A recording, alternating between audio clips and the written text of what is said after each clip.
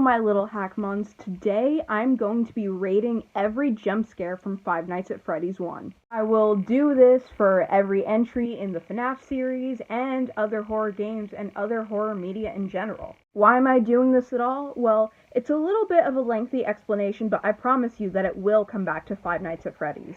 So, if you know anyone who's neurodivergent, you may be familiar with the word stimming. Stimming is basically a repeated behavior. It can be anything. It can be a body movement, it could be making a sound, listening to a sound, playing with a certain toy, touching a certain texture that makes the person feel good.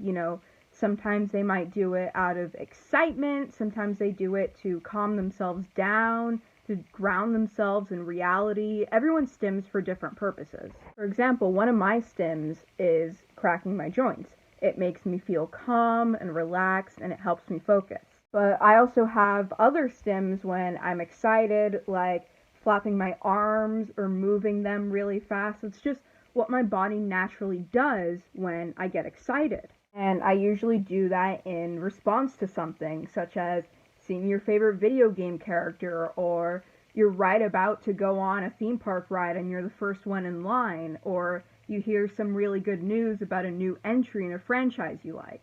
After attending Halloween Horror Nights for the very first time this year, I noticed that one thing that makes me stim excitedly is being jump scared. For the longest time, I've heard that autistic people are supposed to hate loud noises and flashing lights, and while I don't like loud noises if it's in an unexpected area, if it's something like Halloween Horror Nights or a horror game like Five Nights at Freddy's, you know there's going to be flashing lights and loud noises. So I believed that narrative for the longest time. I was scared to seek out horror experiences because I thought it would make me panic or something, and it would make me look bad socially. But when I went to Horror Nights, I noticed that I wasn't scared at all. My first reaction, when getting jump scared is just like, oh my god, this is really, really awesome. And so I've realized that, unfortunately, I've learned that jump scares trigger my stimming way too late in life than I would have liked. So here, I'm making up for lost time, and I want to dissect my favorite jump scares, the ones that don't work for me, talk about why they get me so excited. Do my favorite ones share common threads? Is it something about the sound or the character design? Which ones make me stim the most? Which ones get me the most hyper?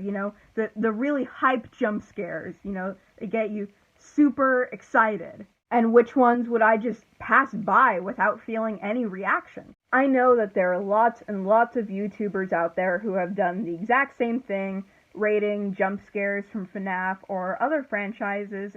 This time, I wanted to do it not from the perspective of someone looking at it with eyes of fear, but as someone looking at it as a stimulus. Let's begin.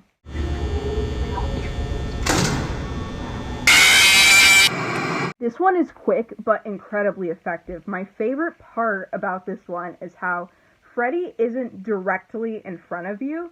He comes off from the side, and you're expecting the thing jumping out at you to be right in front of you, because that's how most horror games and horror attractions work.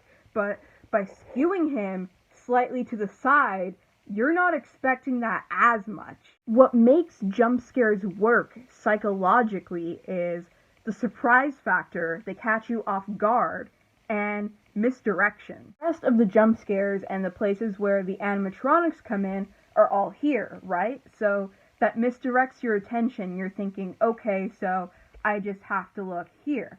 And then when he comes from here, it's a shock because you're being conditioned to only look in that one place. So when something moves and it's not in that place, that triggers that jump scare reaction. His black eyes are a really nice touch too. I don't remember the marketing for the very first game, but if all you saw of him beforehand was just like the original Freddy with his blue eyes, having him with no eyes but that tiny little speck of light in there does also really catch you off guard, because you think you're familiar with his design until it changes. And in that moment, if, your computer's brightness is turned down a little too much, you might even wonder if that's really him or not. I'd say this is a solid 9 out of 10.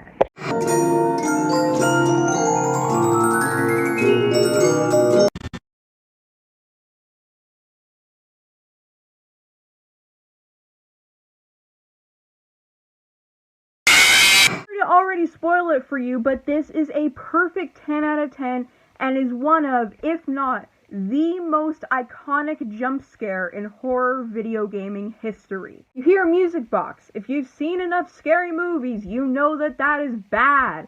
You see Freddy's face glowing right there in the doorway. You don't even need to have seen a scary movie to know that is bad. And you were already bracing yourself for him to come towards you.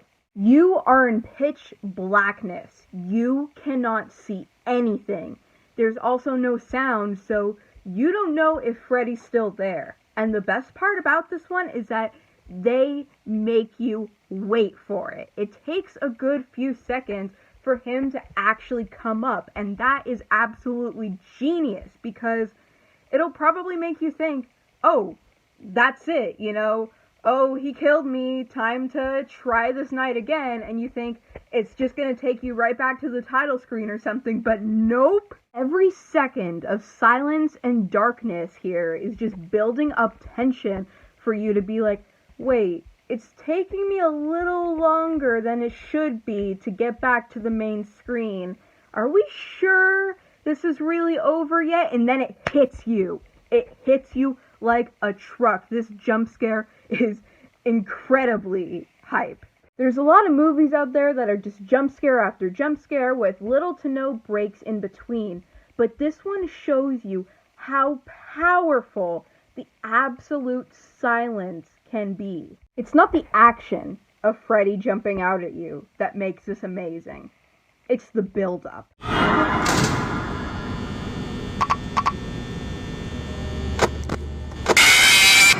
First of all, it's not part of the jump scare proper, but I would really like to acknowledge that little bit with Chica in the beginning. That sound is so cool. Realistically, if you were to shine a flashlight on something that was already there before, chances are it's probably not going to make a sound. But by adding that sound, you're confirming a lot of people's worst fears. You're saying to your audience, yeah, that pile of toys in the corner of your room that's making that weird shadow? Yeah, there really is a monster under there. You're making the normal abnormal.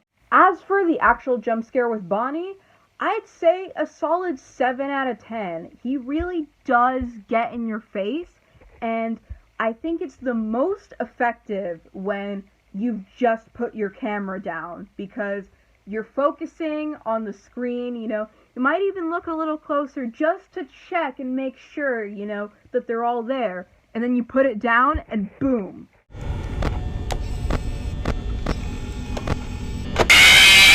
I'll also give Chica a 7 out of 10 because it's basically the same animation as Bonnie's jump scare with just a different character.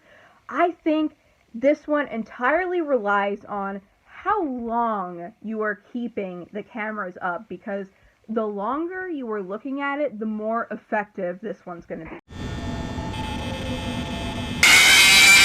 I think we can all pretty much agree that this is the weakest one in the whole game. I mean, he's just peeking through your doorway, and while things tilting or collapsing can be good effective jump scares, I don't think it warrants the same sound as the others do, because he really isn't that close to you. And it's a bit disappointing considering how much hype there was around Foxy when this game first came out.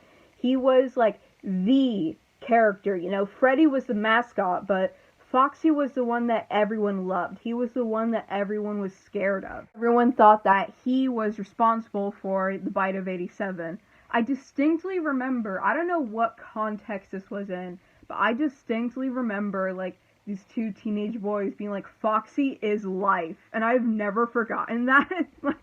That's just such a random memory to hold on to, but sure, I guess, If anything, it just illustrates my point about how much people were interested in this character. And I think this jump scare is selling him very short, so that's why I'm going to give it a 5 out of 10. Now, rest assured, Foxy lovers, because as the games progress, I'm not trying to spoil any future jump scare rating videos, but he will become one of my favorites in the franchise.